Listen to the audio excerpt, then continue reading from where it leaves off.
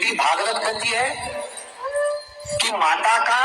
9 दिवस तक स्थान नीम के पेड़ के नीचे रहता है। इसलिए आज भी दक्षिण दिशा में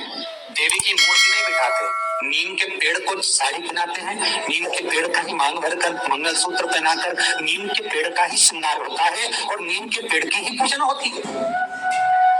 दक्षिण दिशा में माता की मूर्ति विराजमान नहीं करते नवरात्र में नीम के वृक्ष की पूजन करते,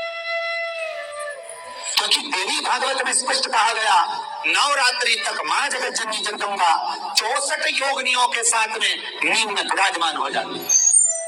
64 योगिनी घर के अंदर बैठकर आप 27 मनके की माला जप रहे हो, घर के अंदर बैठकर 30 मनके की माला जप रहे हो, घर के अंदर बैठकर 108 मनके की माला जप रहे हो। आप जितने भी मनके की माला घर के अंदर बैठ रहे हो और जप रहे हो, उसका पुण्य आपको प्राप्त होगा, मना नहीं है, मिलेगा। पर रुपये में से 54, रुपये में से कितना मिल रहा है? 25%।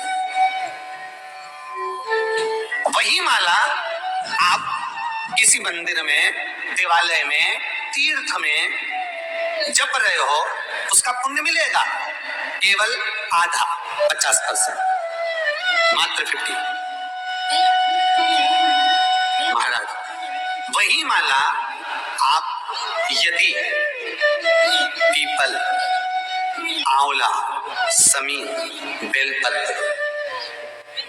इन वृक्ष के नीचे अगर आप एक माला को लेकर बैठे हो और बिना आसन के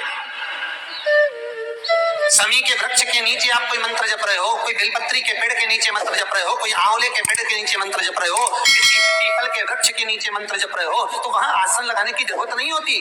बिना आसन के अगर आपने एक माला का एक मन का भी अगर जपा है,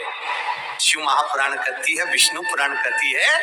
कि 100% पुण्य आपके खाते में उस मंत्र का फल प्रदान कर देता है। उस मंत्र का शिव महापुराण की कथा, लिंग पुराण की कथा, विष्णु पुराण की कथा, पद्म पुराण की कथा कहती है कि किसी वृक्ष के नीचे, जिन वृक्षों का गुणगान हमारे शास्त्र करते हैं, जिन वृक्षों का गुणगान हमारी पुराणे करती हैं, उन वृक्ष के नीचे अगर एक मंत्र का मन का भी फेरा जाए तो उसका पुण्य हजारों गुना प्राप्त हो जाता है।